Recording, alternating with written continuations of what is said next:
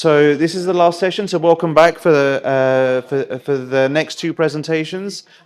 These are both going to be hour-long presentations. First from Varun, and Varun, can you hear us? Okay.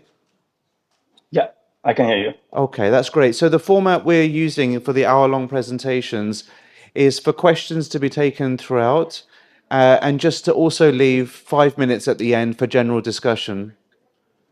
Is that okay? It's a little bit hard to give you a warning when you have 5 minutes left, but I guess you can self-regulate there. And I Yeah. don't know how we're going to flag questions. Probably we'll just I don't know. Can you see people in the room? At the moment, I can see you, but now I can see the people. Yeah. I know okay, so people would just raise their hand, and maybe you can just stop when if a question's asked.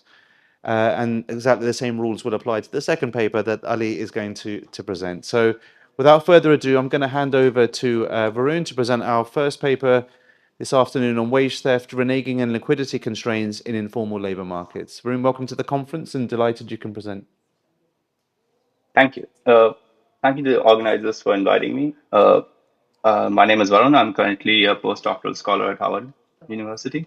I'm going to be talking about wage theft, reneging, and liquidity constraints in informal labor markets. Uh, so, as all of us in the room would know, informal sector is a large part of the economy in most low and middle income countries. And if you look at India, the informal sector contributes around 50% of the GDP, and it employs approximately 84% of the labor force. Now, firms which operate in the informal economy, they generally tend to be small in size. So generally, these are one person or a few firms with only one or two people in the firm. And they, as a consequence of that fact, they have low cash flow, which means that they often run into liquidity constraints when they're trying to pay the workers that they hire. The workers which work in the informal sector are mostly poor, and a large chunk of them engage in manual labor. And as a consequence of that fact, their savings are generally low, and they depend on daily earnings for subsistence. So they require some payment to be made to them by the firm on a day-to-day basis to consume and for daily subsistence purposes. Now, on top of these liquidity constraints which exist in these informal markets on both the firm and the worker side, there are issues of contractual enforcement. So most of the contracts in the informal economy tend to be oral in nature. And as a consequence of that fact, both the firms and workers are perpetually concerned that the other side is going to renege on these contracts. Now, to make these two facts of liquidity constraints and lack of contract enforcement more precise, I'm going to show you a few key facts which are based on a survey that we did in the construction labor market in India. And construction is an important setting to study informal labor markets because it's a large part of India's GDP, and a significant part of it is in the informal sector. So when we survey workers in the informal construction sector, 12% of these workers say that they were not paid at least once in the 1 month prior to the survey, which implies that when they are taking up these contracts with firms, they tend to have some concerns about wage theft by firms. And their average daily consumption is around 40% of the wage which is paid to them in this work, which implies that if they're not paid for a few days, then they might run into liquidity issues. On the firm side, the concerns around reneging are even higher, and 79% firms report that in the previous 2 months, there were at least one instance of a worker not turning up for work or breaking the contract in the middle. And overall, there were 4 instances on average. And in the construction sector, most of the firms are hired by either some private individuals or firms or some larger firms who are overseeing a construction project. And the contracts that these small firms have with their own employers are mostly backloaded. And many of these employers fail to pay on time. So in our survey that we did, 30% of the firms reported that their employers failed to pay them on time. Now, these frictions, which I've highlighted of liquidity constraints and lack of contract enforcement, they can be costly and lead to distortions between firms and workers when they are matching in these markets. And these frictions can be particularly costly when the search costs are high, which is the case in my setting where workers spend around 8% of the daily wage in coming to the markets to search for work. And firms spend around 10 to 18% of the daily wage which they pay to the worker to replace the worker. Okay, so what this paper is going to do is I'm going to take these two frictions that I have talked about, that of liquidity constraints and lack of contract enforcement, and I'm going to answer three research questions. The first of which is going to be that how do wage theft concerns and liquidity constraints affect the labor supply of low-income workers? The second question is how do concerns about reneging by workers and liquidity constraints affect the labor demand of informal firms?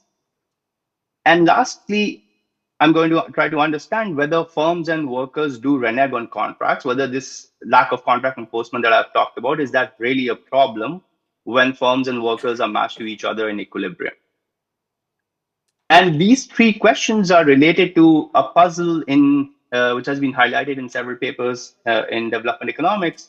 And this puzzle essentially is the simultaneous existence of high unemployment, unmet labor demand, and frequent reneging by workers in informal markets. So several papers have talked about how high unemployment exists in informal labor markets. We also collect data for this paper in which we show that around 50% of the workers searching for work during lean periods that labor stands in urban India, they don't find work. And at the same time, when we ask firms about how successfully they are able to hire workers, about around 56% firms report that they face difficulty in hiring new workers. At the same time, as I just pointed out a couple of slides ago, firms face frequent reneging by workers. So workers are frequently absent and they renege on contracts. And in answering three research questions that I just highlighted, I'm going to try to explain why, how and why this puzzle can exist in the same market at the same time. Okay, so what do we do in the paper? So we are going to conduct three field experiments in the construction labor market in Patna, in India. And the first experiment is going to be conducted with workers, in which workers will be made real job offers on contracts which are going to vary wage theft risk and liquidity constraints. And in the experiment, this variation in wage theft risk and liquidity constraints is created by changing the payment structure of the contracts. In certain contracts, workers would be paid daily. And in certain contracts, the workers would be paid at the end. And that would create variation in wage theft risk and liquidity constraints for the workers. At the same time, we'll be offering insurance against wage theft to try to isolate the effect of wage theft from liquidity constraint. The second experiment is going to be conducted with firms, in which firms will receive real hiring offers to recruit workers on contracts that would vary the risk of reneging by workers and liquidity constraints. And this variation is going to be very similar to the one that we use in the worker experiment, where we are going to change the payment structure to create differences in how the firms perceive the risk of worker reneging and liquidity constraint. And lastly, we are going to take the sets of firms and workers which accept the contracts in the first two experiments, and we are going to match them to each other within the particular contract which they accept. And we are going to then observe the actions that firms and workers take in those contracts. Okay, so what do we find in the paper? The first main result is that the labor supply of workers for contracts declines when there is a risk of wage theft and when there's presence of consumption liquidity constraints in a particular contract. And in addition to that, we have an important finding, which is, I would argue, novel in the literature, that workers have a significant demand for flexibility to break contracts. And what this basically indicates is that even when you remove the frictions of wage theft and liquidity constraints from contracts, workers are not willing to take up contracts which push wages towards the end. And that is because they are concerned that were they to take such contracts up, and they face some kind of shock during the middle of the contract, then they have to break the contract, then they lose the wages which have been withheld from them. And this indicates that they have this demand for contracts which are flexible and they can be broken without suffering any losses. On the firm side, we find that the labor demand for contracts declines when there's a risk of worker reneging and liquidity constraints. And if you take these two results together, what that suggests is that firms and workers have preferences for different kinds of contracts. And as a consequence of that fact, they are not able to match in these markets because of these differential preferences. And that drives the presence of unmet labor demand, simultaneous existence of unmet labor demand and high unemployment in the same market. Now, when firms and workers are matched with each other, we find that the workers have very high reneging rates. But by pushing the wages towards the end, that is by backloading the contract, the firms are able to reduce the rates of reneging. But at the same time, workers are asked to work for longer hours under these backloaded contracts. So that indicates that these contracts tend to be coercive and the firm is able to extract more hours of work from workers under these contracts. There's some mixed evidence that the productivity of workers declines under contracts in which the wages are pushed towards the end. And we find that workers are, when they renege on contracts, they state that this is because they were asked to do too much work or because they face some family or health emergency during the contract. Okay, so the overview of the talk is going to be something like the following. I'm going to start with talking about the setting and the contract design. Then I'm going to explain each of the experiment one by one, and then finally I'll conclude. Okay, so the setting of this paper is the construction industry in Patna, which is the capital of the state of Bihar in India. And Bihar, compared to the rest of India, is comparatively poor. Its per capita state GDP is around $1,000 US, and its income levels are similar to several sub-Saharan African countries. Now, construction employs around 57.7 million workers in India, and it contributes around 8% of the GDP. So this is an important study to study. And our focus in this paper is going to be on the largest segment of workers within this construction industry, and that is going to be the manual laborers. So these workers tend to be at the bottom of the pyramid, both in terms of the amount of skill which is involved in their work, as well as in the amount of wages which are paid to them. The workers that we'll be working with are going to be recruited from urban labor stands in India. Now, labor stands are a very common phenomenon in most developing countries. And these are primary sites in urban areas where both firms and workers match with each other. Now, to sort of illustrate that these are important sites indeed, we collected some data in the city of Patna, and our estimate suggests around 41,000 workers search for work at labor stands in Patna each month. And if you extrapolate that to the rest of India, the number is likely to be in millions each month. On the firm side, we'll be focusing on medium to small firms in construction, and the contracts that we'll be offering to both the firms and workers is going to be either 3 days or 7 days. So largely we'll be focusing on short-term contracts. Okay, so the contract design is an important part of this whole project because the contracts are the variation which we are going to be using to create a differential risk of worker or firm reneging and liquidity constraints on both sides of the market. And so we designed 3 contracts, and each of those contracts are going to be for the same time period, and the daily wage in each of these contracts is going to be the same. So the daily wage W which we use is going to be the going wage in these labor markets, in these labor stands in the city of Patna.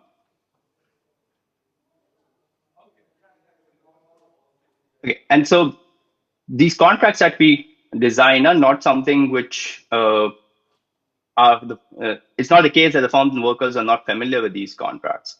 So these contracts are designed with the help of a survey that we did with the firm.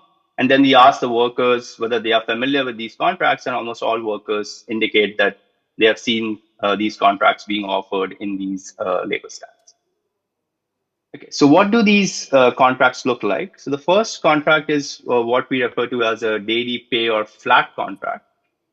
And in this contract, the worker is going to be paid wage W at the end of each day. So no wage is withheld from the worker. If the going wage in the market is W, they are going to be paid that wage at the end of each day.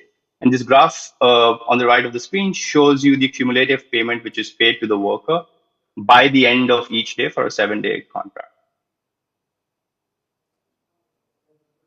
The second contract is what I refer to as a smooth backloaded contract. And so in this contract, some wage is going to be withheld from the worker each day. And in our particular case, the going wage W in these markets is 550 Indian rupees. And in the smooth contract, the worker is going to be paid 350 rupees every day, except the last day. So 200 rupees are withheld. And then on the last day, all the wages which have been withheld plus the wage for the last day is going to be paid to the worker. And the last contract is what we refer to as a steep backloaded contract. So in this contract, the wage is going to be paid to the worker only on the first day and the last day. So for a 7-day contract, wage of 350 is going to be paid on the first day. Then no wage is paid to the worker between day 2 and day 6. And then on the last day of the contract, all the wage which has been withheld for the first 6 days plus the wage for the last day is going to be paid to the worker. So what these three contracts do is that they create different constraints for both sides of the market. And I'm going to go through how each of these three contracts create different constraints of wage theft, reneging, and liquidity constraints for both sides of the market. And this is going to be an important fact. This is going to be important to understand what is going to happen in the later part of the project, where these contracts are going to be offered to both the firms. Okay, so a daily pay contract, as I said, pays the worker 550 rupees, Indian rupees every day.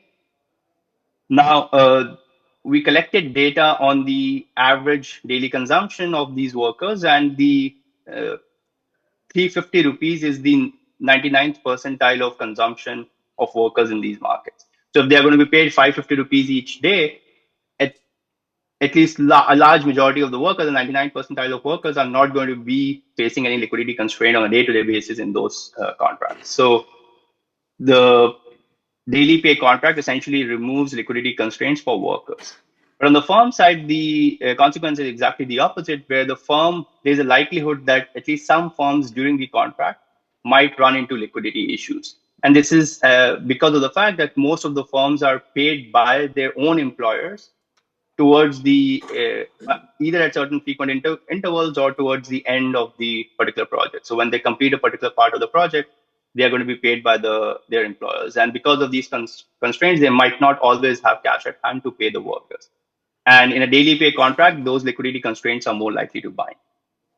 Now, when we look at reneging, because no wages are withheld from the worker in a daily pay contract, the likelihood that the worker will renege is high, and therefore costs of reneging are imposed on the firm.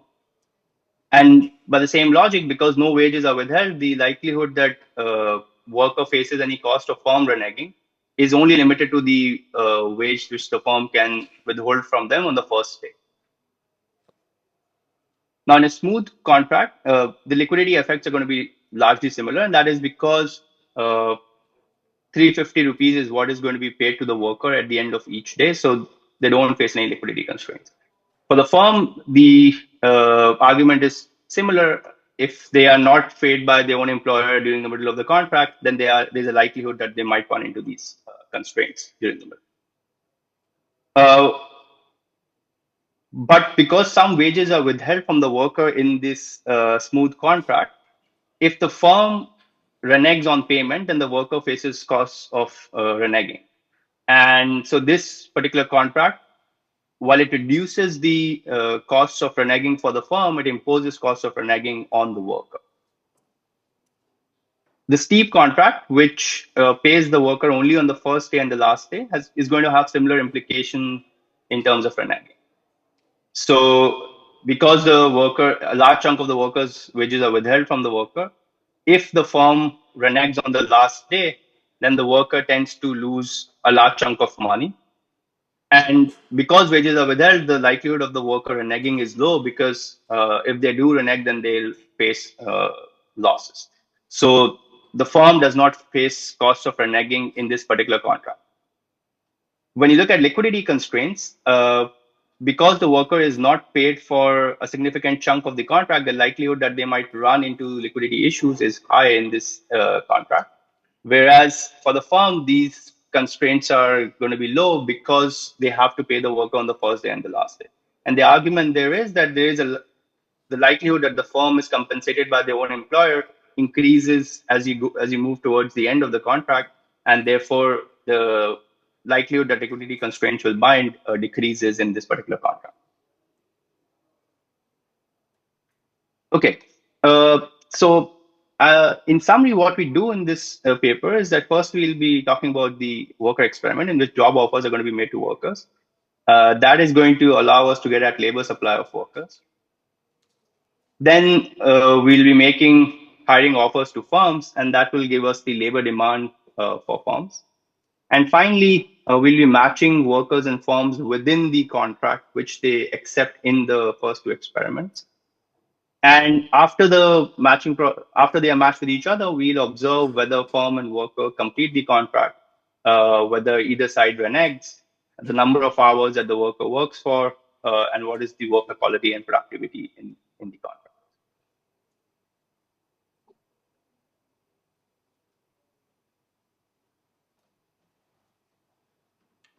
Okay, so let me start with the worker experiment.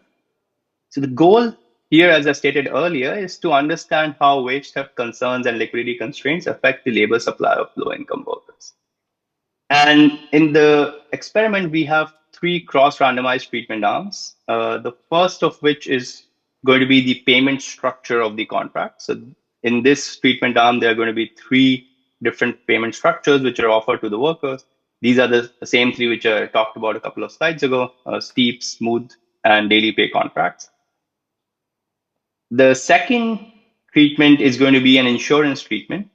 And in this particular treatment, workers are informed that if the firm reneges on payment, if the firm does not pay the worker, then the survey firm will compensate them for any work that they have done. And they're told that this will be offered to them in writing, along with details about where the survey firm is located, their office address, as well as phone numbers, just to ensure that the workers do find this as a credible mechanism.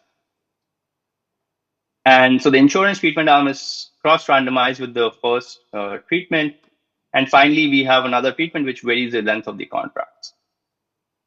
So overall, there are 12 cells in the experiment, and the final sample is of around 1360 workers. So we recruit workers for this experiment from the labor stand. And the way this works is that enumerators approach the worker at the labor stand. They ask them if they're looking for a job, or whether if their current employment, if they're currently employed at some place, ends within 2 weeks. And if they say yes to either of those two things, then job offers are made to the worker at a little distance away from the stand. And these job offers are realized based on the treatment which is assigned to the enumerator prior to them approaching a worker. So, and the enumerator is not aware of the treatment which is associated with each of the IDs which is allotted to the worker. Okay, so each job offer specifies the payment schedule, which is whether they're going to be paid on a daily basis, whether it's going to be a smooth contract, whether it's going to be a steep contract, the total pay, and the work which they'll have to do in this job. And the job was helping masons with bricklaying at a construction site. And this job was kept constant across all contracts. Now, workers could accept or reject the job offer which is given to them. That will give us the labor supply of workers for each contract. If they accepted the job, then there was a 25% chance that they would get the job. And this was told to them ex ante. And the goal of this is just to increase the power of the experiment. And the workers were told that the offer would either materialize that day itself or sometime within a period of 2 weeks. And because this is sort of a non-standard randomization process, we do check for balance, and we find that there's a significant similarity in workers across, in worker characteristics across most of the treatment cells that we have. Okay, so overall 1360 workers were made offers, 882 workers accepted at least one job, 282 workers were randomly chosen out of that 882 workers, and then finally 221 workers were allotted a job. Okay, so moving to what we find, first I'll be talking about the preferences of workers for the three basic contracts that we have, which is daily pay, smooth, and steep. And this figure is restricts the sample to only uninsured contracts. So we're not showing the results for insured contracts in this figure.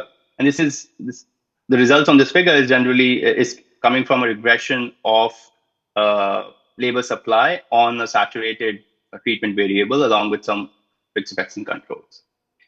So 82% workers are willing to work on a daily pay contract. 40% workers are willing to work on a smooth contract, and 28% workers are willing to work on a steep contract.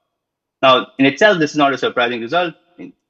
As I talked about, these smooth contract imposes less constraints than a steep contract, but imposes more constraints than a daily pay contract. So the preference ordering is not a surprise. What's surprising is the fact that this is an environment in which workers find work on only 63% of the day. So in the sample that we offered jobs to, unemployment rate was around 37%. And yet workers are rejecting contracts which impose some frictions on them at very high rates. Additionally, the search cost is high. So workers spend around 1 hour in coming to these labor stands, and they spend around 8% of their daily wage in reaching there. So despite spending a lot of time as well as money in coming to these labor stands, they are rejecting contracts which are unfavorable to them.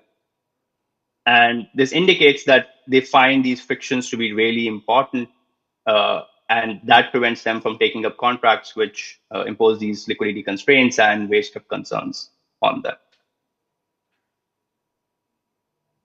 Now, to understand what is the extent of losses that workers face from these frictions, we collect data on the earnings that workers have amongst those set of workers who rejected the job offers.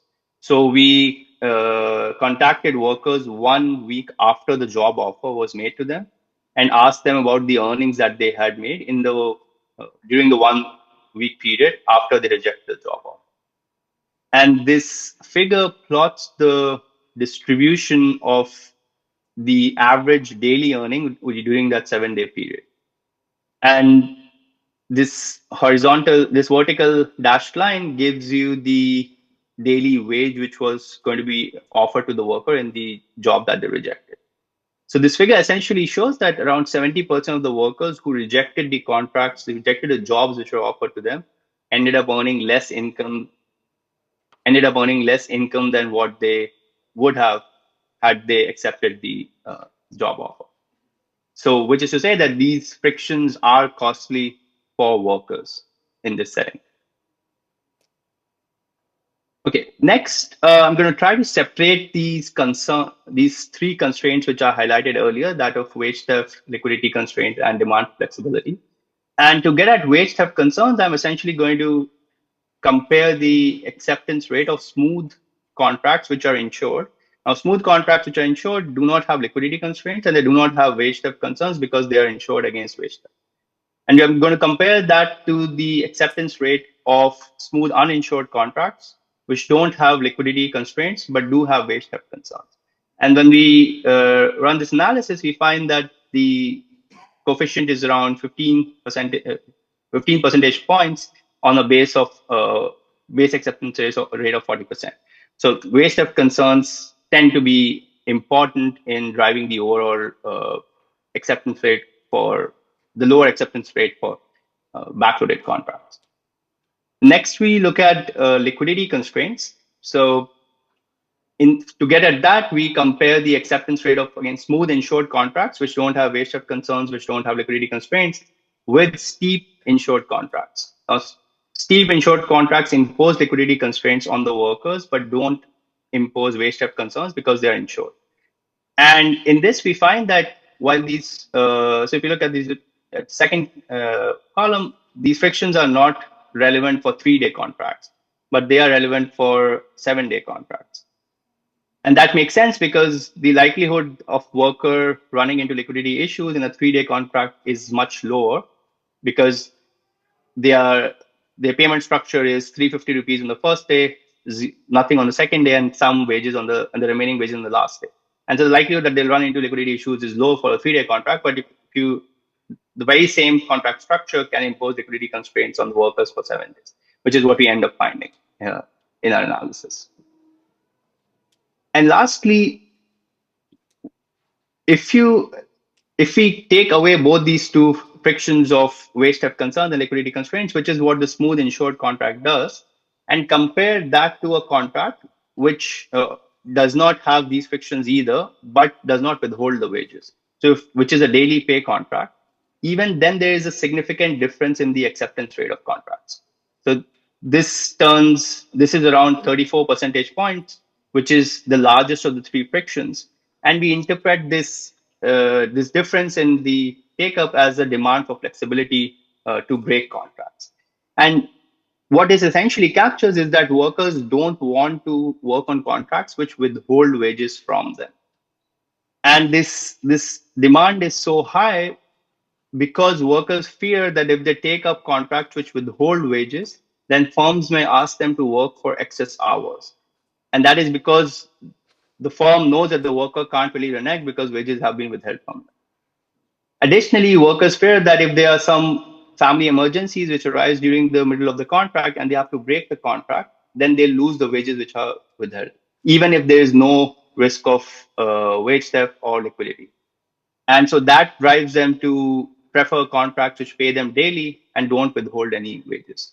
And these two factors are based on survey responses, but I'm going to show that these matter in the matching experiment as well, where workers do end up reneging on contracts, and we ask them about the reasons, and they give very similar reasons as we have. Okay, so moving to the firm experiment, the goal is to understand how firms' labor demand is affected by concerns around worker reneging and liquidity constraints. And the design is kind of similar to the worker experiment. We have 5 contract types, 3 of which are the ones that are there in the worker experiment. In additionally, we have 2 other contracts, the first of which is a credit contract. So this is a daily pay contract in which the firm has to pay the worker at the end of each day.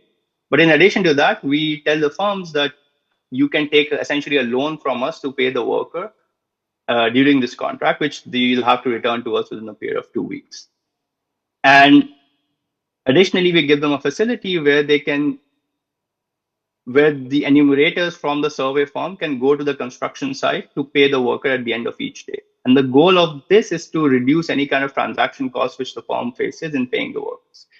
Because the firm has to be there at the construction site at the end of each day to pay the worker, this contract tries to remove that transaction cost as well. And last, we have a guarantor contract, which is essentially a daily pay contract bundled with a 200 Indian rupees compensation if the worker reneges on the contract at any point in time.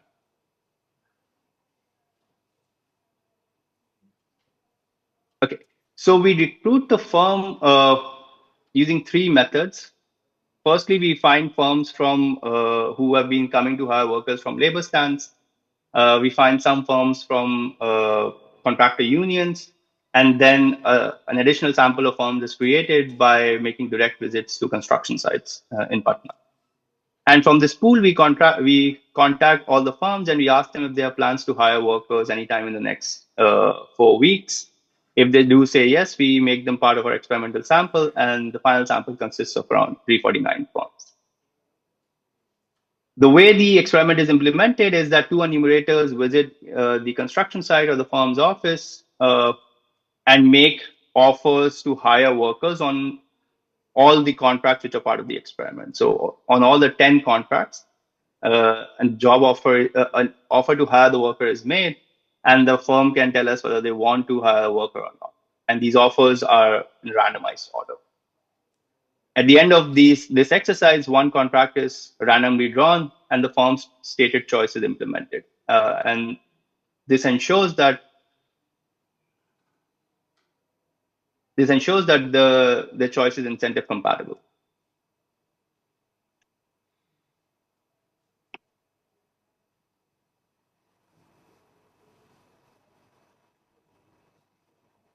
Okay. So moving on to the results of the firm experiment, the first result that I'm going to talk about is the firm's preferences for different contracts. And this figure essentially shows you the estimates from a regression of firm's labor demand on the treatment variable. And the first bar here shows you the acceptance rate for daily pay contracts, which is around 43%. And this increases to 67% for smooth contracts and to 81% for steep contracts. And this is, in itself, it's not a surprising result. And so how do we interpret this difference between these three bars? So when we move from the daily pay contract to the smooth contract, what's essentially happening is that the risk of reneging by workers is declining because some wages are withheld. And so this 24 percentage point gap is largely attributable to a reduction in the risk of worker reneging. And this gap of 14 percentage point between smooth and steep contracts arises from the fact that when you go from smooth to steep contract, the liquidity constraints are less relevant for firms because they have to pay the worker at the end of the contract.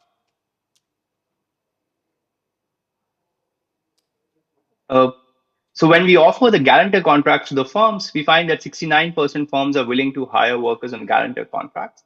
And this demand for guarantor contracts is statistically similar to smooth contracts. So remember, the role of the smooth contract was to remove the risk of worker reneging, but to keep the liquidity constraints in place.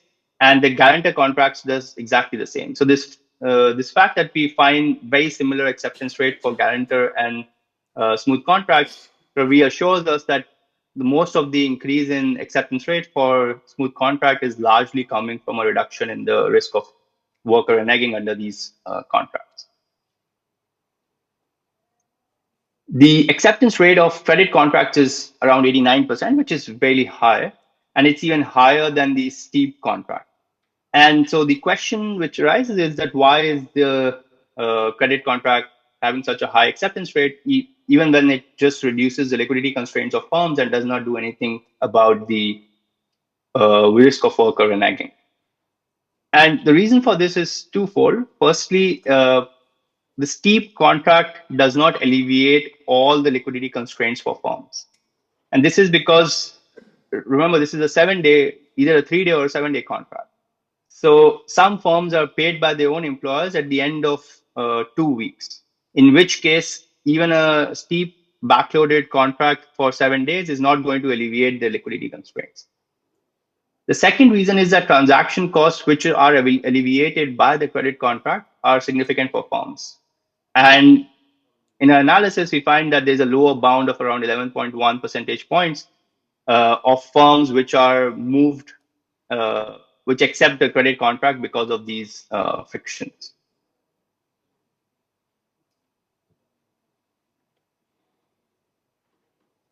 Okay, so just to summarize the results from the two experiments, what we find is that firms have a preference for backloaded contracts driven by liquidity constraints and concerns about worker reneging, and workers prefer daily pay or non-backloaded contracts. And this implies that there's a mismatch in the preferences of firms and workers on the payment structure of the contracts. And this can potentially explain why unmet labor demand and high unemployment can exist in the same markets. And next, we are going to understand how firms and workers act when they are matched to each other in the matching experiment.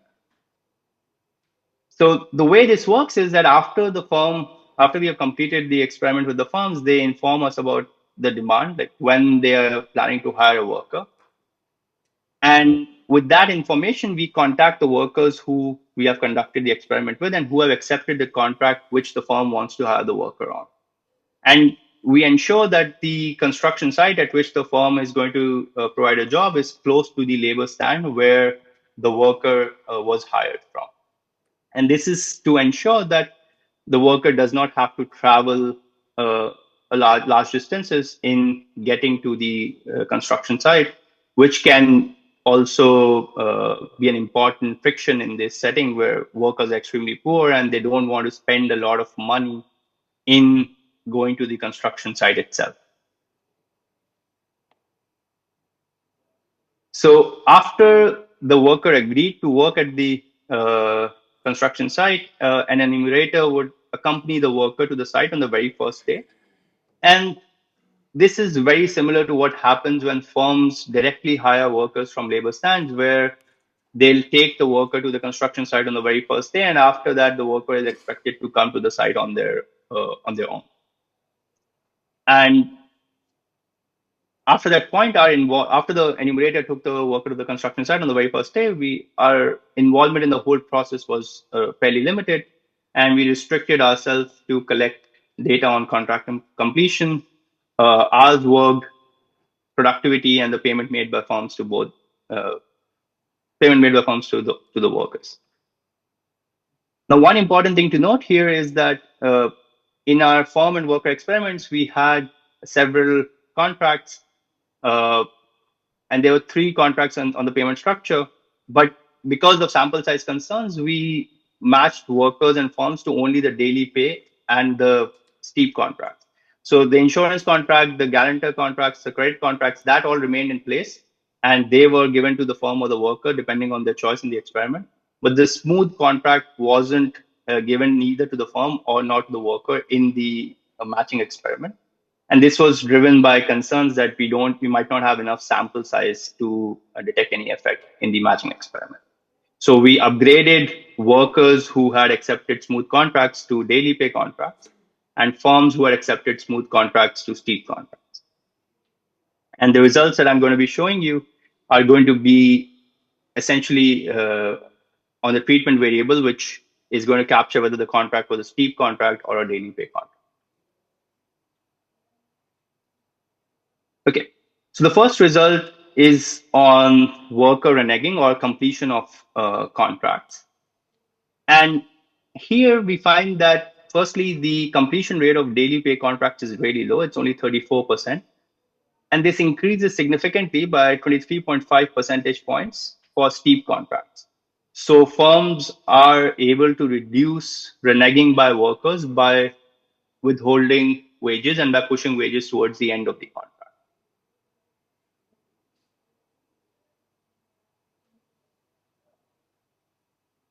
So when we look at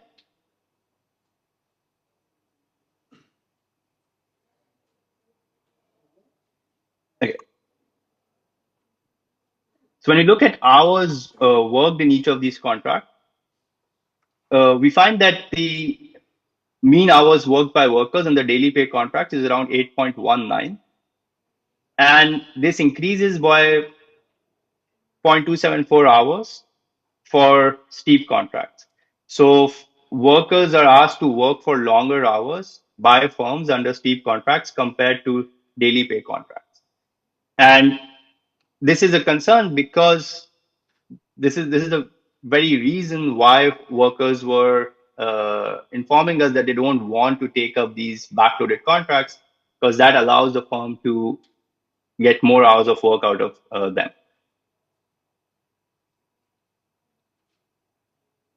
Lastly, when we look at the productivity of workers in each of these 2 contracts, we find that despite working for longer hours in steep contract, firms report that workers' productivity is 7% lower in steep contracts compared to daily pay contracts. The p-value is around 0.117, which is not statistically significant, but largely it indicates that most firms think that on steep contracts, workers are less productive.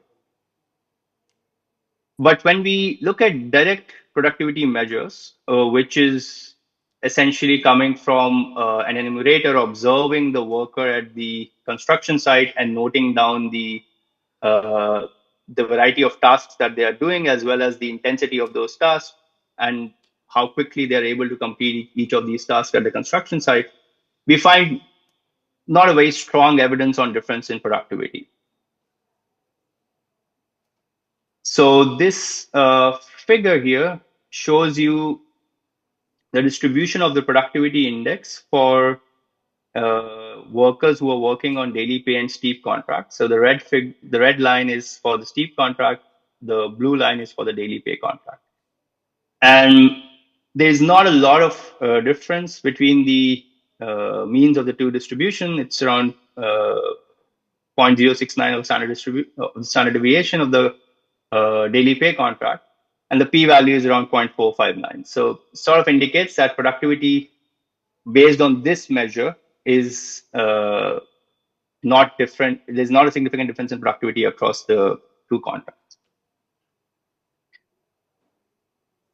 Okay, so what is the implication of these results? Firstly, as I told you before, workers are reneging at high rates on daily pay contracts. Firms are able to reduce that by backloading wages. When we look at the instances of non-payment by firms, that is reneging on contracts by firms, we find that there's very little incidence of that. Only 24. There are only 24 out of 800 work days on which a firm fails to pay the worker for the wages which are due to them, and that's largely because the firm is not present at the construction site at the end of the day. But one thing to keep in mind is that because the firm is aware that we as external observers are observing them in this experiment, this particular variable might be influenced by that fact.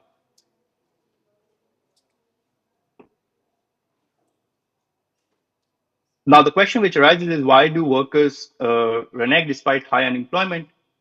And when we do a survey of with workers who do renege on contracts, they report that 25% of them report that they did not turn up on work because they were being asked to do too much work in the contract. And when we look at the data for workers who do renege on contracts, and we essentially plot the number of hours that a worker was asked to work on a particular day and their likelihood of turning up on the next day, we find that there is a strong correlation between the two. So workers who are asked to work for longer hours are less likely to turn up on the next day, which indicates that there is some truth to the story that this being asked to work for too many hours does drive their decision to not turn up for work on the next day. 30% workers said that they stayed at home due to emergencies such as health shocks or an illness in the family. And 10% workers said that they did not turn up because they found an outside opportunity.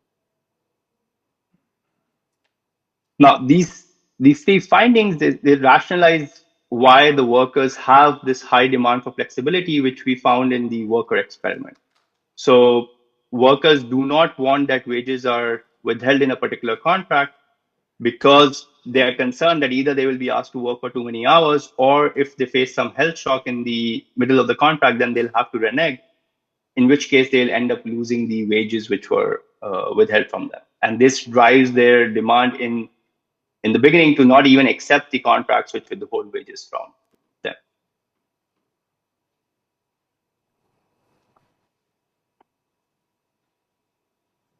Okay. So to conclude, this paper shows that liquidity constraints and concerns about reneging significantly shape the contractual preferences of both the firms as well as the workers. And these frictions push the labor supply and demand of firms and workers in opposite directions. And this results in fewer matches on contracts and equilibrium. And it potentially explains why unfulfilled labor demand and unemployment might exist in the same labor markets. These frictions are costly for workers. So workers who do reject these contracts because of these frictions, they end up earning less wages than what was offered to them. And despite high levels of employment, workers are frequently reneging on these contracts, and this is driven by excessive work exaction by firms as well as family obligations. Okay, so what are the policy implications of the results from this paper? So firstly, there are laws which do exist in India to protect worker against wage theft. And perhaps what is required is strengthening the implementation of labor of these laws in these informal labor markets. Additionally, labor stands where this paper is based on and where a large chunk of workers search for work, they provide a centralized marketplace to improve outreach and to improve the awareness of labor rights amongst workers. And so that can be utilized by government through awareness campaigns and informing them about the existence of policies to protect them against potential concerns of wage theft in these markets.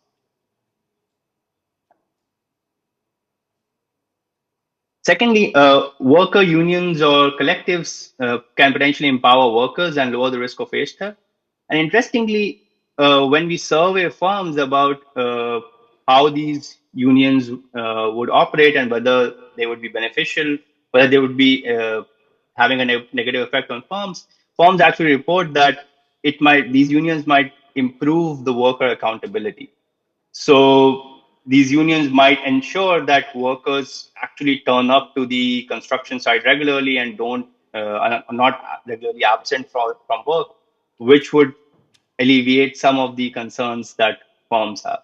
So in summary, that sort of indicates that at least with these two facts, worker unions or collectives can potentially be efficiency improving in this setting. Though, of course, there are other concerns which might which might fail to implement, which might prevent us from implementing these two facts successfully in these markets. Now, reputation building mechanisms, relationship contracting, which does exist in these markets, can enhance welfare outcomes.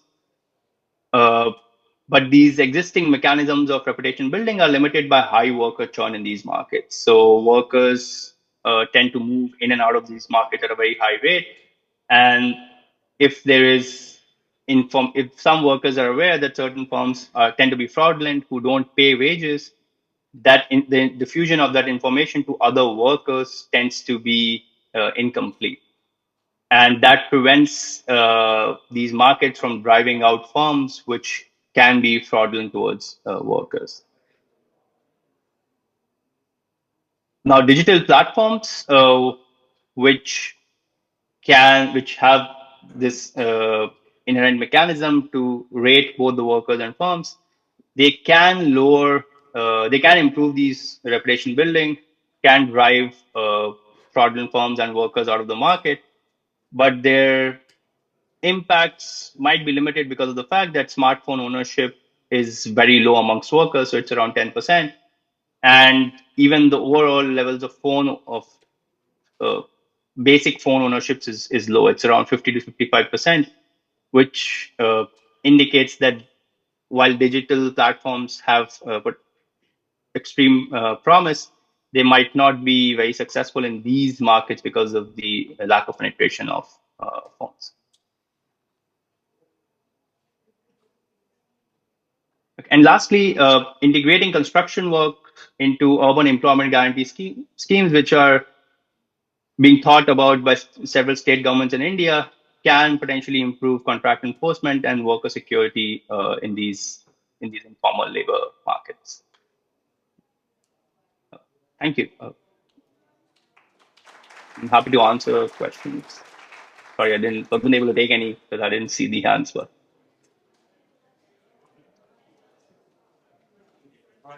Thank you. That was absolutely brilliant. I think we have time for a few questions. So I think there may be a microphone in the room, so you should be able to hear the questions. But otherwise, I'm happy to repeat them. So I'll just gather up 2 or 3 questions, and then you have a chance to respond collectively to them. So does anybody have any questions for Varun?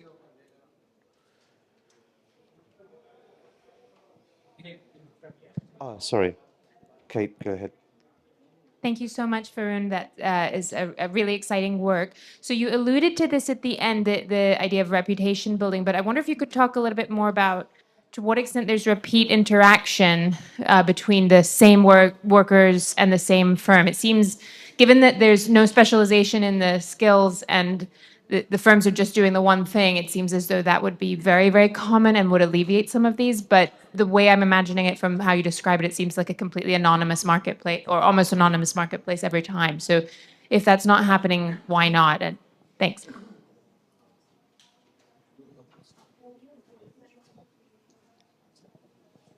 Were there any other questions for Varun? Okay, Varun, why don't you answer that one?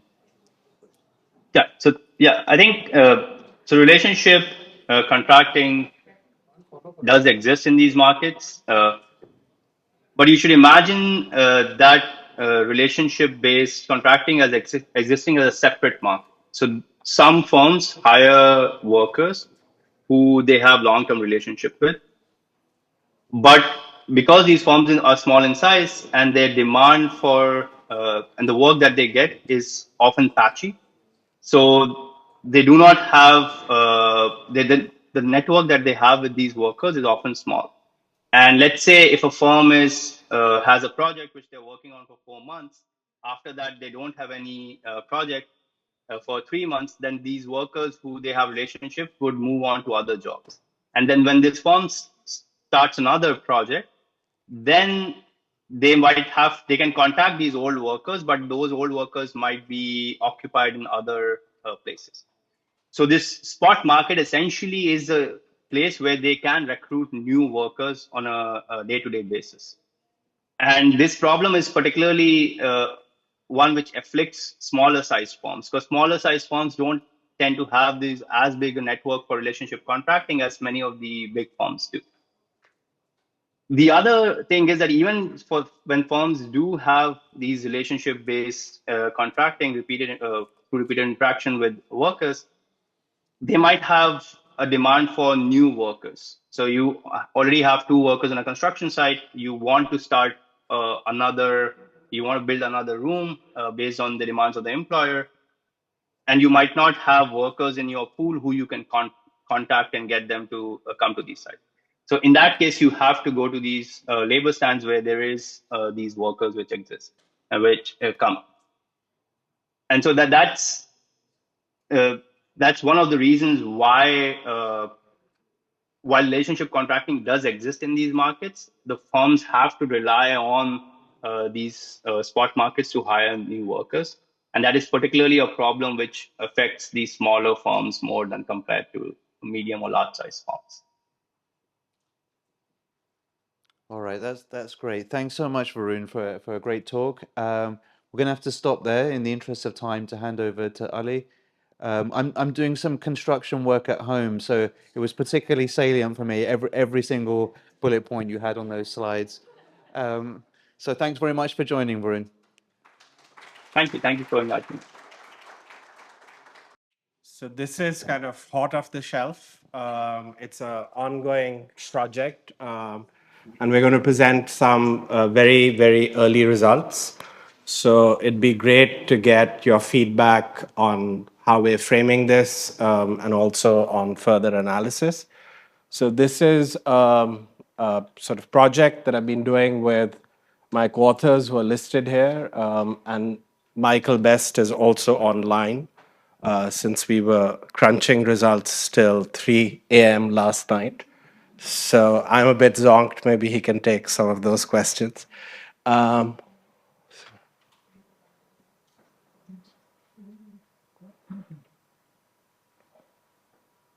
Okay, so the motivation of the paper really comes from this finding about property taxes, that property taxes are often regressive, and that's true in multiple global contexts. Um,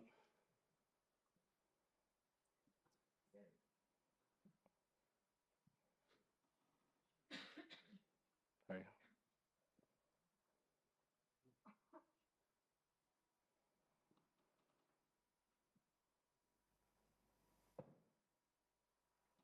Okay. And while economists agree that having sort of progressive property taxes would improve both fairness and revenue, and some designs like land taxes, it would also be efficient, yet it's very difficult to reform progressive property taxes. So you can see we're giving you the property tax schedules across a range of jurisdictions, from UK on the top right to the US to Pakistan, and they're extremely regressive. So the big question is, why does kind of the push towards progressive reforms politically fail, or it becomes really difficult? Okay. So there are kind of three sets of answers in the literature. One is about citizens, which focuses on the median voter. And the idea there is that median voter preferences are regressive. Or there is a set of literature about the political process, which focuses on the elites. And the idea is that elite preferences are regressive, and that the elite captures the policy process. Or the third thing is that bureaucrats are very wary of progressive property taxes because they become administratively challenging. And in particular, there are concerns about compliance. You hear that a lot in this talk about property reforms in the UK that's going on. So what this study tried to do was to bring these three actors together and really try and elicit their behavior, document their behavior in the process of a real reform around property taxation that's been happening in Punjab. And the idea here is that by observing behavior during a real reform process, we can observe frictions that come about because of the involvement of all these three actors. So one thing we want to make clear at the outset, that we want to rule out, although citizens will play an important role in the way we set up this study, but it seems that it's not sort of citizen preferences that are driving resistance to property tax reform, at least in the Punjab and Lahore context. Okay, so this is kind of just a plot of a measure of progressivity, and the higher the measure, the more progressive. What this red curve is showing, what the x-axis is just showing respondents' own property value. The red bar is what would be the progressivity with the current schedule, which, as I've just shown you, is regressive.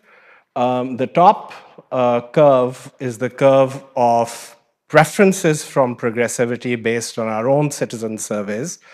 And although you can see that progressivity dips as the value of owned property goes up, but the real important point for us is that no matter where you choose on this scale, the preferences of citizens are more progressive than what exists in the status quo. So it can't be kind of median voter kind of concerns that are driving this. And of course, the blue line is the median respondent in our data. So what we focus on is the politicians and the bureaucrats, but we're going to bring in citizen preferences. And what we're doing is talking to this literature in public finance. So if you look at sort of the literature around classical optimal taxation theory, there's no political economy in that theory. There's a set of literature which goes back to Musgrave and Feldstein, which Michael deftly found, which talks about sort of looking at reforms in the context of the status quo. And the idea is tax reforms would only be preferable if they can beat the status quo. The status quo, therefore, figures quite importantly in this study. But we focus on, in particular, this study by Iverson and Soskis, which is really talking about sort of building political coalitions to actually sort of further reform. And that sort of adds to the kind of classical literature around Meltzer and Richards and Downs, which is focusing simply on the median voter. So the results that I'm going to find, this is a kind of big study. It's a multi-method study. But what we're going to show you are results from an experiment that we conducted, where the big question at the moment is simply, and it's a broad question, which is just how do citizens' preferences get aggregated into policy? So this is an embedded experiment in a policy-making process around a real reform. And I'm going to walk you through the timeline of that reform, but it was a serious reform around property taxation, and it somewhat happened. And sort of what we did was that we look at two critical actors to the reforms. One are field level tax officers, because a lot of the resistance to reform comes from departmental agents and departmental interests. And the other that we look at group is basically local political workers, because they're key nodes of information between assembly members and citizens, and that's where a lot of the aggregation of information about resistance, about potential backlash is actually coming from.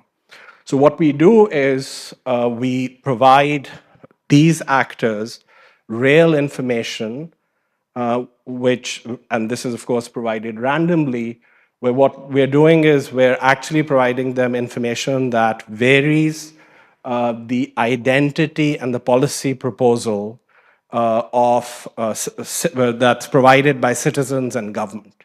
So the information is provided that comes from three sets of actors: low-value household owners, middle value and rich owners, and then a progressive proposal from government. And the big question on which we're going to show you findings is, do politicians and bureaucrats actually respond differently to the new information that is provided? Now, this is a high-stakes game, because this experiment was embedded in the policy approval process, which was structured around the recent Punjab budget, where both the Excise Department and the Public Accounts Committee of the Provincial Assembly had committed to looking at these proposals as they finalized their final deliberations about both the proposal that went into the Assembly and the approval of the final proposal in the Assembly. So it's not a kind of low-stakes game in that sense. So what we find, and this is kind of the results, we find that citizens and politicians support progressive reforms. So these are, of course, local politicians who are feeding in information to the high levels of politicians, but we find that departmental bureaucrats prefer status quo. So that's kind of the first set of findings. When you show basically the identity of the proposer, essentially to politicians, and we're interested in that because of the political coalition building idea, then what we see is the support for reform actually goes up, and politicians start to endorse progressive reforms. I kind of actually forgot to mention an important point. We also provide a sub-treatment which is around compliance. So actual real data on taxpayer compliance, because remember I said one of the big pushbacks against progressive reforms comes from the idea that compliance will fall. Wealthy taxpayers would go elsewhere, corruption would go up, and collection would go down. So when you provide information around compliance to politicians, their support for citizen proposals go up, irrespective of progressivity. So that's the first change that we observe. For bureaucrats, what we find is when you reveal proposer identity, there's a retrenchment against progressivity.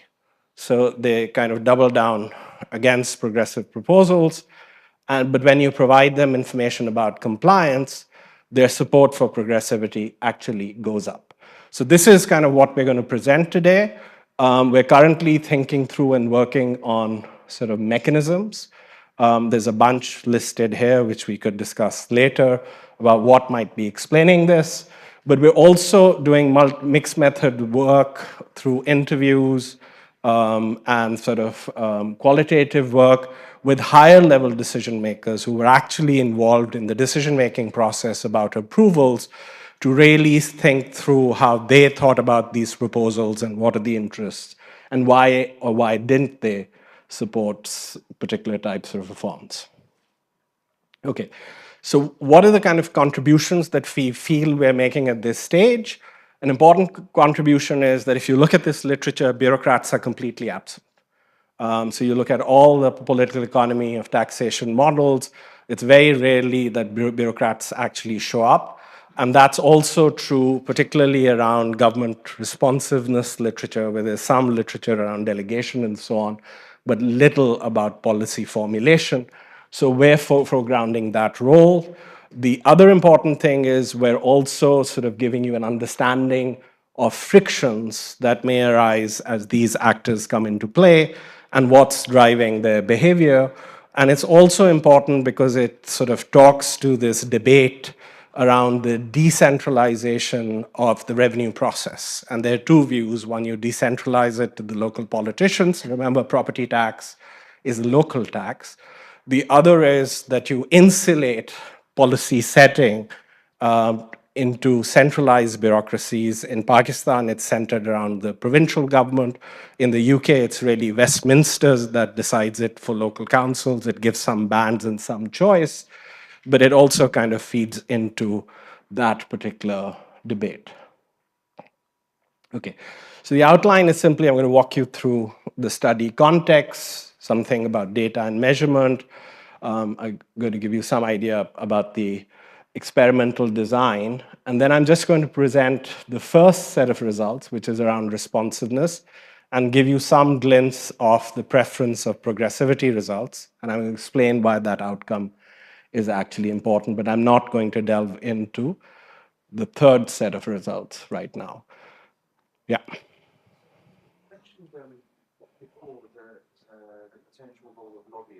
Yeah. Yeah. We often think of media as being a good way Yes. to translate citizens' Yes. preferences. Yes. But Yeah. how should we think about the absence of those other actors in the design here? Yeah, so that's a great question. So the media, it's easy to basically track. There was very little traction of this whole thing in the media. As I'm going to show you in terms of the timeline, the proposal for reform dates back 7 years. So we have and it spanned 2 or 3 different governments. So we have an expansive time to rule out the fact that the media was playing a big role around setting the agenda or debate.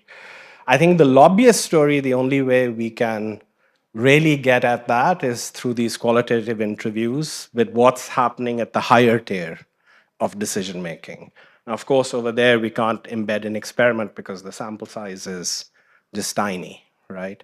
But that's where that's how we're thinking about addressing that particular part of the problem. Yeah. Dormant up until then. You'd imagine the anticipation of what they would say after implementation or during implementation factors into politicians' views. So the fact that the media hasn't said anything up until this point may not be the main concern. Yeah. So actually, that's not what we found, and we have good data in our citizen surveys for that. And we did a lot of groundwork on where politicians felt they may get backlash from. And a lot of that was around different groups of citizens, actually. So one of the big groups was commercial interests, for example. But I should mention that, in the context of the study, this is around residential property taxation. Then the big backlash that they assume is around what they call the kotiwalas, these people with these big houses. But it's kind of when the traction starts over there, then that the media latches onto, essentially. So it's reactive. So those kind of things are already kind of factored in. And we can test for heterogeneities around some of these things, but we don't have them here right now. Okay, so this is basically the studies around residential property taxation. It's up there. It's about sort of Lahore. Lahore is, of course, as most of you know, but for those who don't, the 9th largest city in the world. But importantly for us, 40% of the province's property taxes actually are collected from Lahore. So whatever happens in Lahore is going to have a very, very big impact. So the sample frame for the study is about 1 million properties which are registered in the city of Lahore. This doesn't include the cantonment area because the cantonment area basically has its own property taxes. So that's not part of the study. Okay, so I want to kind of walk you through a little bit around the policy process. G? And here, they have also where? Defense. Defense in part. So defense itself doesn't have any independent property taxes. This part of defense is regulated by the Cantonment Board. But phase 6 is actually regulated by excise. So that sort of falls in the government area. So defense itself doesn't have any regulation.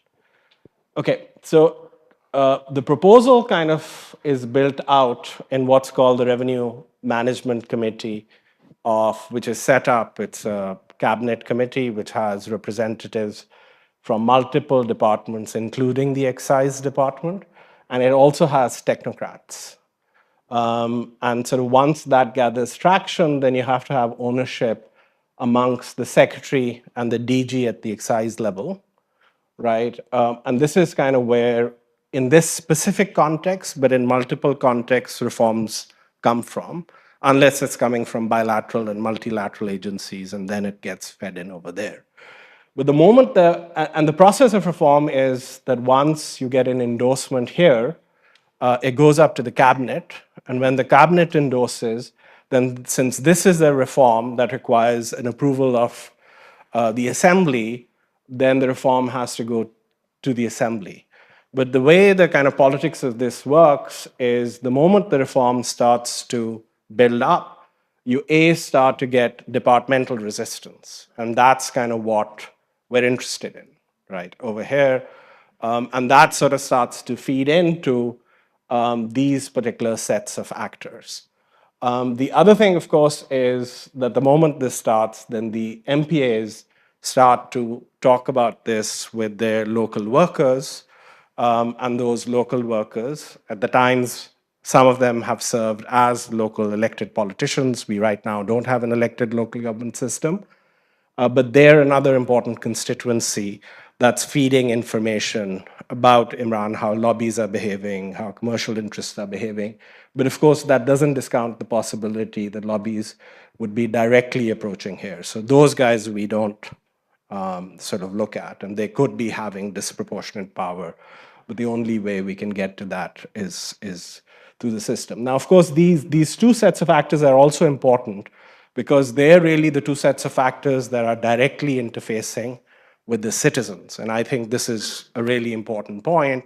And they're kind of feeding through this into the policy system. So our focus is on these two sets of factors in this study. Okay, so I just want to give you like the history of this project. So like all development economics projects, it has a long history, longer than I would like. So sort of the move for a proposal for property tax reform, because property tax, Ijaz has done a lot of work on it, was implemented in the old system by the British in the form of rates. And there's been big movement since 2017 to reform it. In that process, because I was doing some analysis for the committee, and nobody knew this, we discovered two things, and one of them was pointed out by Secretary Excise at the time, and the other, the analysts, which some of us were at that time, that property taxes were regressive. This hasn't been on the agenda of anybody for ever since property taxes got established, and they were hugely regressive. But what was even worse was there was an actual average tax rate discount that was built into the property tax schedule, which nobody talked about. So, it was a policy choice to make basically property taxes regressive. And so the progressive schedule was tabled at the Resource Mobilization Committee before the PTI government took over in 2018. And then every year into that government, and every government till you hit 2024. In every case, the RMC approved the proposal, and every case, cabinet shot it down. So this is kind of a long, drawn-out process. Then in 2024, basically a progressive schedule was endorsed by the current government, but only for newly assessed properties.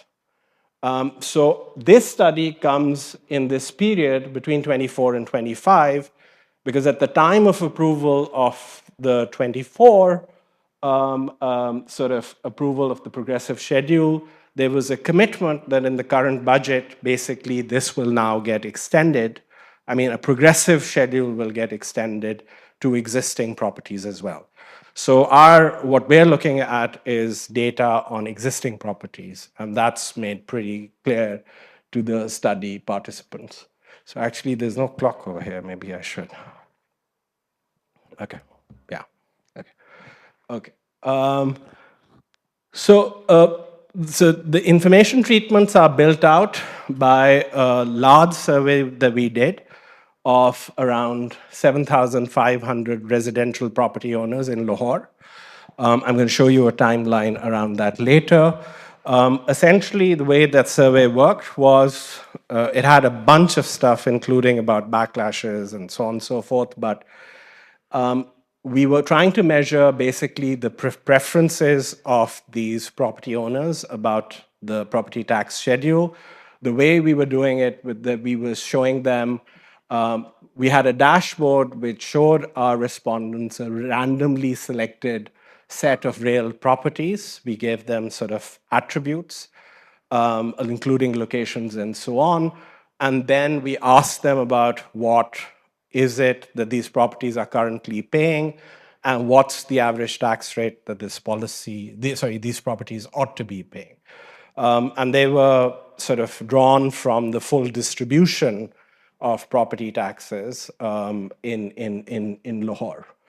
So what we do is we use this data to build out the information treatments around citizens. We break this data up between preferred schedules of below median citizens that sort of are low value properties, and then the middle and rich citizens. So it's two groups whose information that we're showing, and we of course show these both to bureaucrats and politicians. But for the purpose of this study, the second important, sorry. Oh, okay. Okay.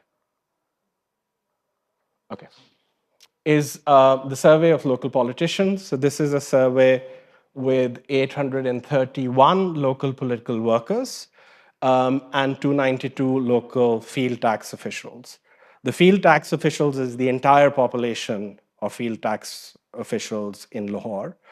The 831 local political workers are workers working in the constituencies as workers for the members of parliament in assembly, since the whole project was basically about the endorsement of the assembly members in some sense, and it was supposed to influence that.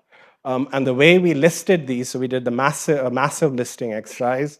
We had data on people who had actually run for the last local government election.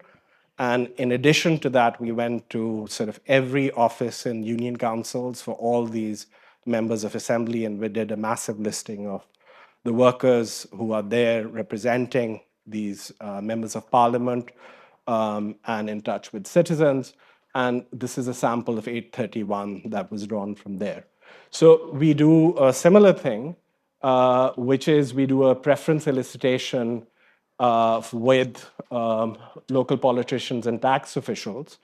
Can you click on the link? But Zara, you had a question. You can ask the question. Yeah. No, this is Lahore. So there's Lahore. So these are tax collectors and sort of वो जो उनके साथ नहीं होते हैं. But नहीं, these are excise, the people you worked with us. Yeah, so it's all of them, basically, all three of them, okay? So Patwaris is rural, right? So this is kind of like in the dashboard, this is very similar to what they're seeing for the citizen survey. There's an exhibit of a property vignette, which is here. And then what they get is they get a slider, basically, which sets the default rate that exists at the time. So there's some anchoring here that we're doing. And then they are asked these three sets of questions to report the preferred tax rate on the property, estimate the current tax rate on the property, and the perceived compliance of properties of this type. And then for the treatment group, they also look at essentially the treatments that they're getting, and they can readjust basically their average tax rate as they're seeing. So they draw it, they can visually see it, and they can redo it, to come at their final preferred tax rate. Can you go back? Okay. Okay, so let me kind of walk you through the treatment that we randomized. So this is the experimental treatment. Just to kind of say that the main outcome that we're focused on today is the endorsement of proposals for, in the case of these local tax officers, for the excise department, so that feeds into the preparation of the proposal. And for the local politicians, they are giving endorsements for the provincial assembly, because that is going to feed into how politicians are going to vote during the budget process. So what we're doing here is everybody, whether it's in treatment or placebo, gets an information about the regressivity of the current schedule. So everybody sees that. That happens before, at the beginning of the survey. And in the treatment group, people get essentially proposals from these three sets of players, so low-value householders, middle to rich, and the government's progressive proposal from 2024. So they're seeing the proposers, and they're seeing the identity of the proposers. And then we have one sub-treatment, which is we give a subset, and I'm going to show you which subset, information about compliance, right? And then sort of that kind of feeds in to the endorsement. And we have another outcome, which is, of course, as you've seen from the dashboard, we're also eliciting their preferences for progressivity. Okay, so for controls, and this is kind of a subtle point, but important to keep in mind when you see the results, they're only seeing the initial information on the status quo. But when it gets to endorsement, they see exactly the same schedules that the treatment group sees, but without the identities. The difference between the two is that these groups are being told that amongst others, these proposals are being considered by government this time, right? But this is only for the endorsement outcome, because the elicitation of progressivity actually happens before they get to the endorsement, so they haven't seen those basically three types of schedules. Okay, so this is the experimental design. This is our sample. It's kind of randomized into showing people the preferred schedule of low value householders versus government, medium and high versus government, and low value property owners versus medium value property owners. Everybody, as I said, whether it's placebo or treatment, this is without compliance, will see basically a distribution of properties in Lahore. So this the placebo is seeing as well. Then for those seeing low versus government, you can see the schedules here as well. So what's interesting is, and this is coming from the citizens' data, that was quite fascinating, that low-value households have extremely progressive preferences. So the green curve is the progressivity of low-value householders in Lahore.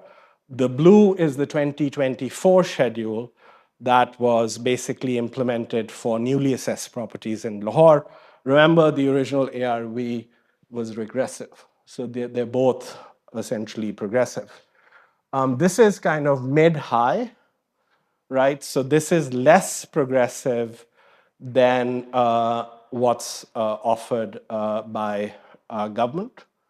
And then this is, of course, the two that they see. And this is, you can see the three together over here. But for those with compliance, and here again, I want to point out one sort of thing. So first of all, these guys see an additional thing where there's this compliance curve, which is red, which unfortunately Adnan is cutting, but I can explain that to you, that compliance actually goes up with property value after dipping. So it goes contrary to the belief that high value property owners have less compliance. But what we do is with low versus government, sorry, with medium high versus government, this compliance treatment is given to both samples of politicians and bureaucrats. But we didn't, for politicians, we also provide compliance information for low versus government. So that's a kind of sub-treatment in that group. But we didn't do that with bureaucrats because with such a small sample of bureaucrats, we simply ran out of power. Right, so that's the design.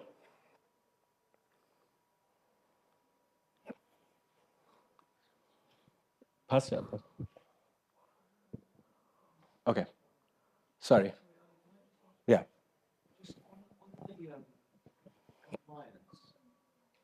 I understand why compliance may influence support for the policy, but I thought you were going to show something much more about the distributional impacts. Right. Winners and losers, the share of winners and No. losers. That No. you could imagine a whole bunch of Yeah. comparative statics that Yeah, might yeah. differentially affect Yeah, yeah, bureaucrats and yeah, politicians. yeah. No, we Why, just why showed. compliance rather than either something about the distributional consequences Yeah. or the costs of implementation, which falls on Yeah. the bureaucrats, Yeah. not on the politicians? I mean, we wanted to show the cost of implementation because the two things that they were really worried about was one was compliance falling amongst the top end of the value distribution, and that was easy to do. The other kind of costs, which were administrative costs, were just very difficult for us to convert into an information treatment, essentially. But in our kind of run-up, those were the two things that the reform unit and the tax officers were very, very bothered about, essentially. So we decided to focus, therefore, on this element of the administrative treatment in that sense. So, okay, so this is the study timeline. So the citizen survey happened between September 24 and 25. The politician survey happens between 25 and April to May 25.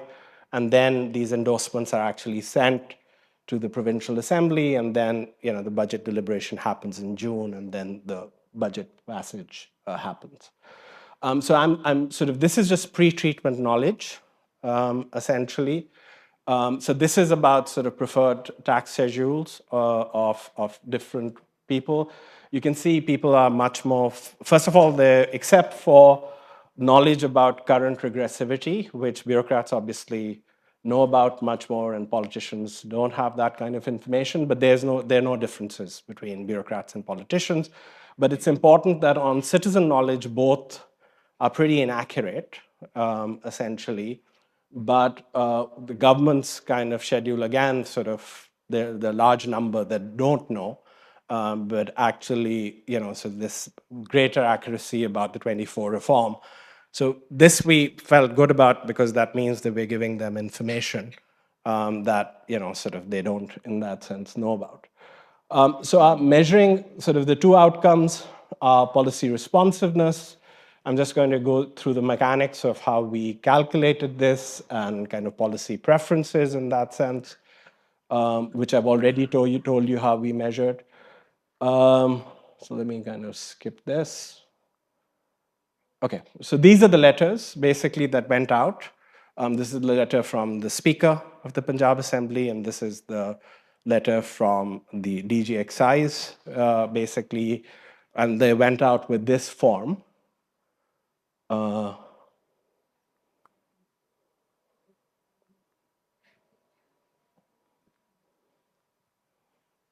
Okay, so this form. So you can see basically this, see the schedules. By the way, they've already seen those schedules in the tablet. And then it's a discrete choice. So they're seeing the two schedules that they're shown.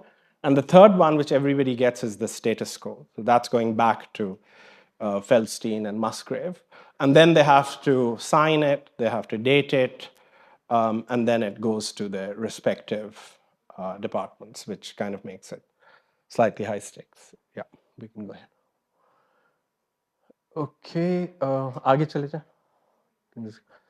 So I'm going to skip balance. Sort of we do balance on some attributes and some beliefs, knowledge, and sort of we get balance. आगे चले जाए, आगे चले जाए, आगे चले जाए. Okay, this is just kind of to show you basically whether people found the information surprises and whether they trusted the information. So the information was trusted equally and quite high levels. In terms of surprise, bureaucrats kind of say they're not as surprised, but politicians say that they're more surprised. But it seems that the information treatments was giving them some new information. Okay. So this is the kind of estimation that we do, where so it's basically we run a mixed logic essentially. T, which is the dummy for treatment, is if they're shown basically the proposer identity. Remember, in the endorsement, even those people who are not in treatment are seeing 3 schedules, except they're told that sort of the government is considering these schedules. They don't know which schedule is being endorsed by which type of actor. So alpha basically is giving you the base in terms of acceptance of proposals. And C is basically a dummy for whether you get the compliance treatment. So aage chale jaye. So if you look at the control groups, it's quite interesting that the bureaucrats, a majority, have a preference for the status quo, which is this gray bar. So this is just the predicted probability of endorsement. And in the politicians, basically, sort of the support for status quo is far less. So this is for the regressive schedule. I mean, when talk about the status quo, it's for the regressive schedule. Aage chale jaye. Now, when politicians basically see responses to proposer identity, what happens is that support for the status quo drops by quite a significant amount, actually. And it sort of moves largely in terms of support for the more progressive proposals, which is government, and which is for the proposal of the poor, or the low-value households. They should be low-value households. There's some increase in support for the mid-rich, but it's actually quite small. When you give the additional compliance information, the compliance information reduces support for the status quo more. But what's interesting over there is that support for both the proposals of the poor go up, but support for mid-rich also goes up a bit. Be interesting to get your thoughts on it. We have some ideas. For bureaucrats, the results are quite interesting. Aage chale jaye. So for bureaucrats, kind of the treatment has no effect on status quo support, basically. And amongst support for or endorsements for other actors, if anything, they tend to move in favor of the mid-rich when you show them the proposer identity, and they lower the support for low-value households and the government's proposal. The response to compliance, remember, the compliance treatment was only given in the mid-rich versus government, basically. What that does is, again, the support for the status quo doesn't change, but actually the support in terms of endorsements for the mid-rich actually goes down, and for government's proposals actually goes up. We also have kind of results on the progressivity of preferences. Remember here, essentially, we are comparing the sort of preferences. I mean, the treatment is basically, the control group hasn't seen those 3 proposals because that's shown at the time of the endorsement elicitation. Aage chale jaye. So we're showing this to you for bureaucrats. The only effects we get, which are pretty sizable effects, is that when you show bureaucrats compliance information, their own preferences, tax schedule preferences, become much more progressive. So these are in kind of standard deviation units, and these are pretty large standard deviation units. So it seems that that kind of penalty on the mid-rich may partly be coming from an updation of their own preferences. But we don't find any of that. I mean, we don't find any other results of the compliance treatment or any of the other treatments in terms of moving people's kind of preferences, either the bureaucrats or the politicians. आगे. Okay, so I'm just going to kind of stop here and give you 15 minutes for questions, which we're really looking forward to. And I'm hoping Adnan and Michael can answer them. But sort of the next steps are we're really doing some mixed methods work to understand mechanisms. We have 3 sets of things that we can draw on. One, we also tried sort of behavioral elicitation in terms of demand for citizen information, because we also wanted to see whether these treatments actually move sort of some demand for citizen engagement. So that's kind of one set of measures that we have. We have a bunch of heterogeneity that's there in the PAP. Be happy to circulate the PAP to you. That gets at some of these things about what could be potentially happening, and then some sort of mixed method work. And like I said, at the higher tier, basically what we plan to do is interviews and some qualitative work, and perhaps a short survey to really get at some of the omitted issues that Imran was raising, like the role of lobbies and that kind of thing. So thank you.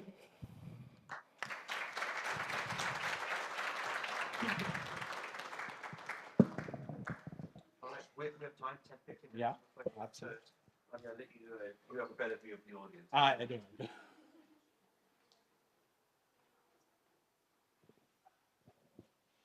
Ji. Ji, go ahead. Yeah. Ali, we've always thought that media Ji. is a very important influencer Ji. in reform. Ji. Now, I got the sense that you ignored them because you thought they would be for status quo. They're not interested in reform. No, that's not why we ignored them. Yeah. But why didn't you have media also as part of the treatment? So, like I tried to explain to Imran, the 2 motivations for that was one.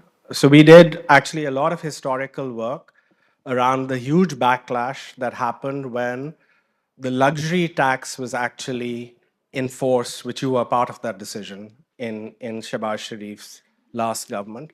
And there was a huge reaction. So we can trace where that reaction came from. Okay, okay. Well, then that's great as a researcher because we can track it all over again. But so there were 2 moments where 2 kind of serious revenue measures were introduced in Punjab. One happened under Shehbaz Sharif with the luxury tax. For those who don't know, it was basically a tax imposed on properties above a particular canal size. So that was an additional tax, and it was pretty hefty. Although it was a one-time tax, that one-time payment was very, very hefty. The second change that happened was that in the property tax schedule, again, going back to the Great Brits, we have this distinction between a different rate for rented properties and a different rate for cell-phone properties. And the PTI government, I think in its second year, in Punjab, tried to collapse that. So they didn't want to get rid of it entirely, but they lowered the gap. So we did a lot of interviews, but you and I were part of the process as well, so we know as well. The big backlash on the rental versus cell phone came from commercial interests, basically your haul roads and your Brandeth roads and so on and so forth. Till that traction started, there was very little that happened in the media, right? And that we've documented pretty well. On the luxury tax, it came from the Kotiwalas, basically, who went into court in terms of as close as you can get to class action in Pakistan, basically.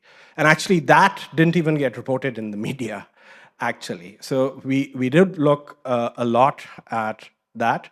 The other thing was we did a lot of his interviews where we talked about with actors who were involved in it. And the big concerns seemed to be around commercial interests. It seemed to be around basically, sort of Kotiwalas and between other power brokers and their reactions. So that was what they were worried about. But media didn't show up in those interviews as well. So that's kind of one reason we didn't. G at the back and then here. So I had two questions. Thank you for the Yeah. talk. So the first question I had is if you have any data on whether the participants understood the taxation structure that the vignettes had. And the second question was about the model. So the alpha IJ is like the value of the policy. Yeah. Are these policy fixed effects? Are they respondent effects? Because I'm trying to understand how you're decomposing whether the endorsement is due to the proposer slash the compliance versus the policy itself. Yeah. Okay, great. G, over there. Sorry, over there. Okay.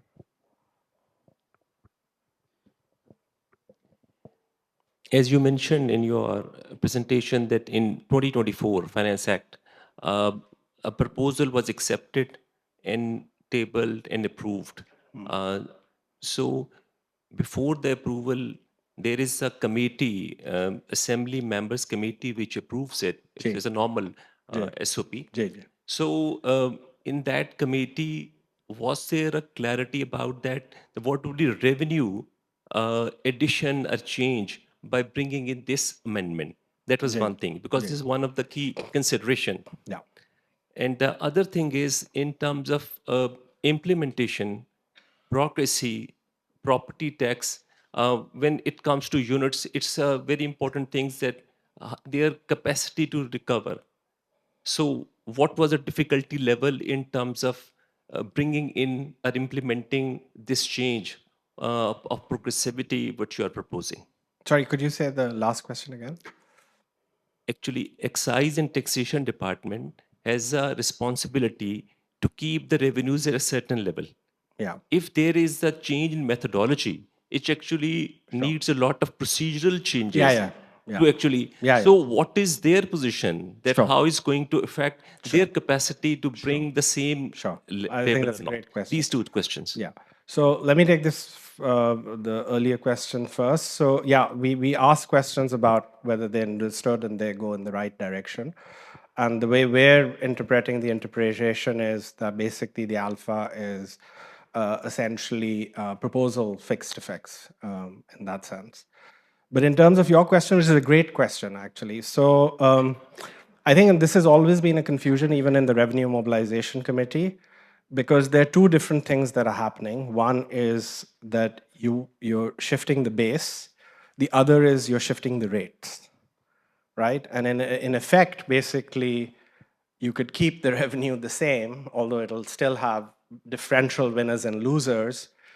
Basically, if you take the base up, you can bring the rate down, which is exactly what happened in 2014.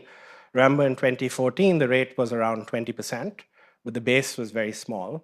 And then they reassessed the base, so they brought the rate down from 20% to about 5%, right? So I think the original proposal always tried to keep the change revenue neutral, right? Of course, missing the point that even revenue neutrality does not mean that there'll be revenue neutrality at the level of the taxpayer. It'll be revenue neutrality in terms of the aggregate that is collected. But that wasn't sort of figuring in that sense. So there are three stories about departmental resistance that we hear. So one is what we found when we were doing this, which is exactly what you're saying. It's around the administration of all of this, right? So there's concern that you have to go and explain a new system, blah, blah, blah, blah.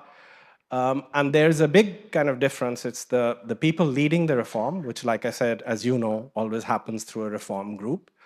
Their kind of analysis is this is going to disrupt rents in departments in very serious ways. So you would expect to get resistance. So in the aftermath, actually, two things have happened, although they've extended the reform to existing properties, but they've brought in a transitional arrangement. And what's fascinating is they do two things in that transitional arrangement. One, they basically, of course, try to keep the impact on the taxpayer as low as possible through a transitional arrangement, which is, in some sense, is problematic because it means the reform is not taking place in effect. But the other thing is they've brought a series of incentives that they're actually putting in place, basically, on the administrative side. So they've put in incentives for their local tax collectors. So there's a bunch of stuff to enable this shift in terms of administrative ease that is going in. And as we're speaking, they keep building these out. So yeah, that concern is a very real concern. Faiz. Thank you. Real estate business has been a very attractive business in Pakistan since last 2 or 3 decades. I was wondering that did you collect information from the politicians and bureaucrats about their direct or indirect involvement in the real estate businesses? We collected sort of connections, but we didn't, and we took occupations and stuff like that. But apart from that, we didn't take. So, but we can back that out in terms of their own connections and in terms of basically the occupational parameters that are there in the data, somewhat. Yeah.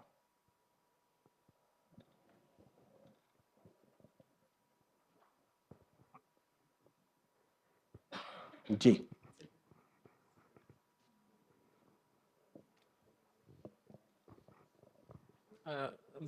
This is an interesting talk about the property taxes.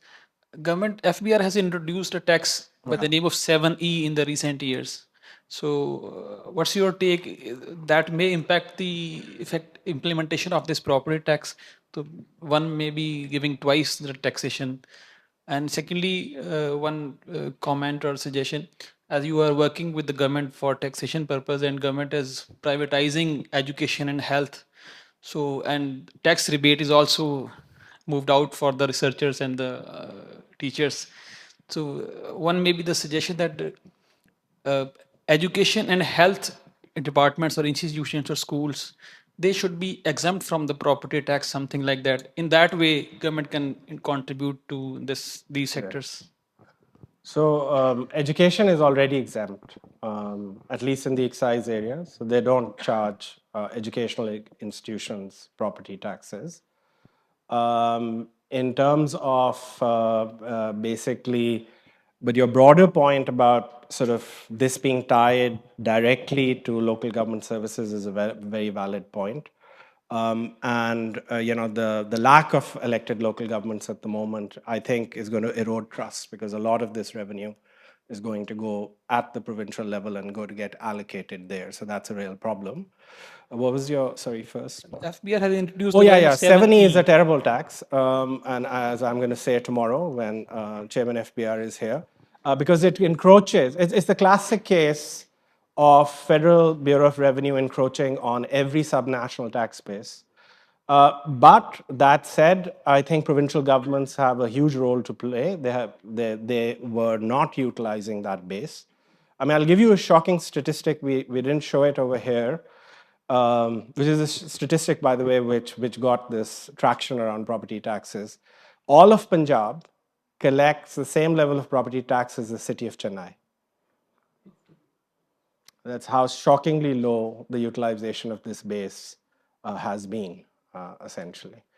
But yeah, they've encroached on it, and I think that's going to have effect. But it's not really being implemented very forcefully because FBR doesn't have the data to actually impose it on large scale.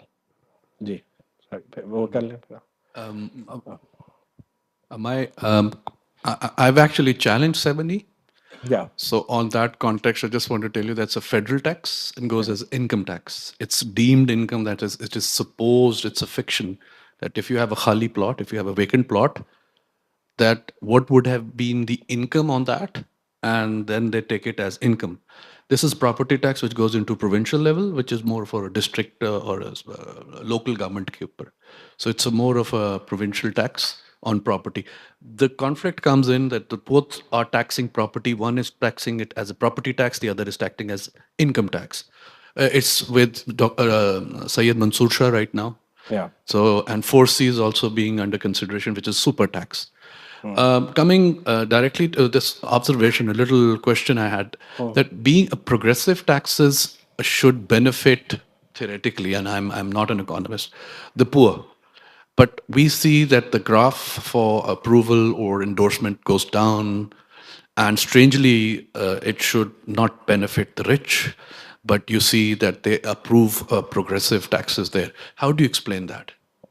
Oh, I think sort of in some sense, one of the, on the politician side, I think the mechanism that we're, so you see two movements. One is basically endorsements favoring the government's proposal. The other is to support the proposal of low value households, essentially. So one could be driven by just political support considerations, because, particularly now, even though, we're in the current system, but there's a lot of loss of political support. So that would be one concern. And there's actually good literature on Pakistan about how local politicians are pretty responsive to party elites. So it could be that those proposals are proposals that that will get their endorsement. But what's interesting is what we haven't shown you here, which is the preferred preferences of the politicians and the bureaucrats. We showed the effects of the treatments, but politicians actually have fairly progressive preferences themselves. And in fact, the bureaucrats' preferences look a lot like the mid-rich. And they're less progressive than even the government's proposed schedule, which is quite interesting. Yeah, sorry, Ijaz, last, and then we can take it. Yeah. Yeah. Yeah.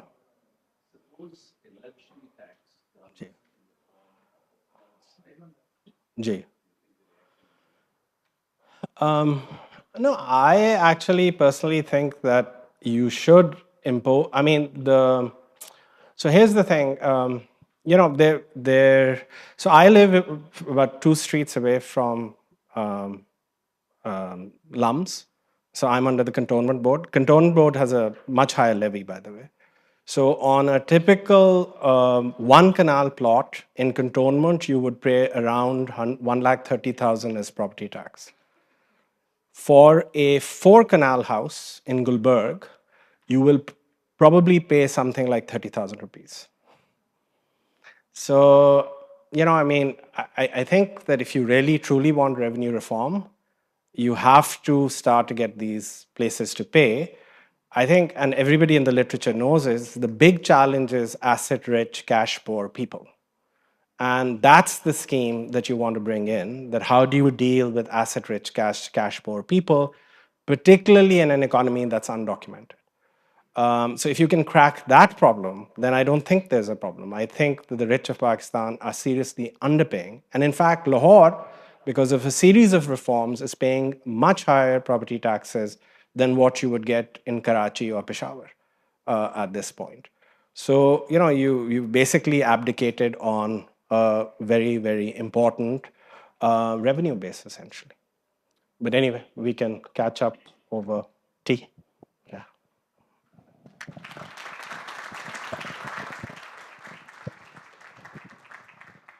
Sorry, just 1 minute. I know that everybody's tired at the end of the day, but before we finish, I just wanted to take the moment just to say a few thanks to a large number of people. I'm going to omit some people, just because of my poor memory, but just to say a very big thank you to all of the organizers.